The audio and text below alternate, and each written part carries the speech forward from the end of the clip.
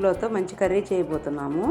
ఈ కర్రీ ఇడ్లీలోకి, రైస్లోకి మరియు రాగి సంగట్లోకి చాలా టేస్ట్గా ఉంటుంది. ఈ కర్రీని నేను చేసిన విధంగా మీరు ఒకసారి చేశారంటే ఇలానే మళ్ళీ చేసుకొని తింటారు.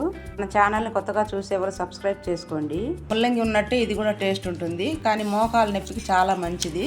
ఇలా ఈ సైజులో కట్ చేసుకుంటే సరిపోతుంది. చూడండి, పచ్చి కొబ్బరి, చెక్క, లవంగాలు, కాజు కొంచెం వేసుకోవాలి. కాజు ఇష్టపడితేనే వేసుకోండి, లేకపోతే ఏం అవసరం లేదు. ఎండుమిర్చి 2, మొత్తం మెత్తగా పేస్ట్గా మిక్సీ పట్టుకోవాలి.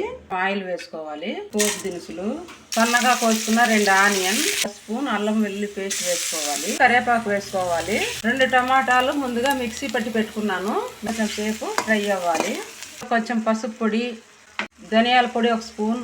ఇప్పుడు మసాలా బాగా వేగిపోయింది కదా, మనము సన్నగా కోసి పెట్టుకున్న ఈ న్యూక్లో అంతా ఇందులోకి వేసుకోవాలి.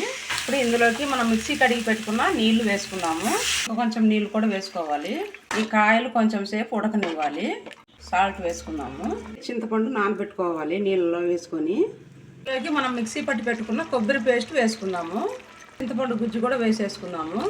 అంతా వేసుకొని బాగా కలుపుకోవాలి. హెల్దీ అయినా టేస్టీ అయినా కర్రీ రెడీ అయిపోతుంది. న్యూక్లో కర్రీ ఇది చాలా టేస్ట్గా ఉంటుందండి. ఉడికింది, ఇంకా గ్యాస్ ఆఫ్ చేసేద్దాము.